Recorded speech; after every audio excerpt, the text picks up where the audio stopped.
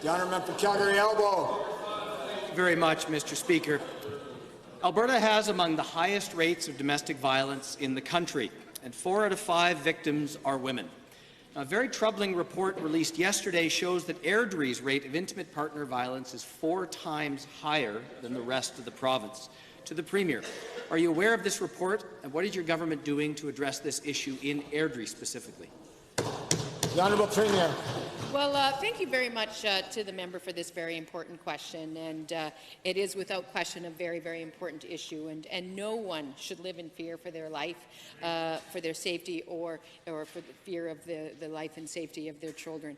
And so our government has been working on this issue. The minister has met with a group called Airdrie Power, a non-profit group committed to improving supports for survivors, and they'll continue to work with them. They're also providing funding to a number of programs to address family violence in the Airdrie area, and they are also now have an outreach worker through the Calgary Women's Emergency Shelter Association. But I agree.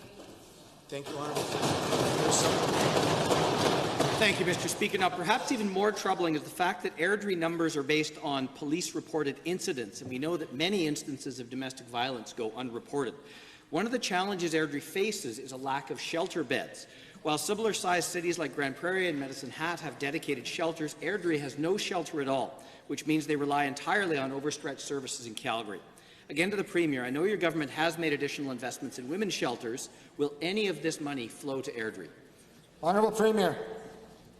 Well, thank you very much, Mr. Speaker. And as the member opposite has indicated, our government has in fact been taking a long overdue action on this issue. As he knows, we've passed legislation to make it easier for victims of domestic violence to get out of these dangerous situations. We've increased funding to FCSS by $25 million. Some of that money obviously would have gone to Airdrie. And of course, we've increased funding for women's shelters. I'm not able to answer the specific question about women's shelters in Airdrie, but I do believe he's identified a very, very important area that needs to be focused, because we actually know that these numbers have been the case for Airdrie for a very, very long time, and we need to move on it more effectively. Thank you. Second supplemental.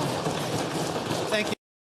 Better than shelters is preventing domestic violence in the first place. Homefront is a unique collaboration between Calgary Police and CFS that pairs an officer with a domestic violence caseworker.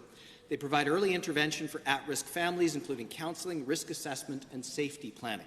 Homefront has been remarkably successful. 83% of families they work with report the reduction or cessation of domestic conflict, and domestic violence calls to police have been reduced by 70%. To the Minister of Justice, all Albertans should have access to this service. What are you doing to ensure that they do? The Honourable Minister of Community and Social Services. Thank you, Mr. Speaker, and thank you, member, for the question. I certainly agree that prevention need to be focused, and that's the reason we have increased funding to FCSS organization by $25 million, so that prevention-focused services can be provided.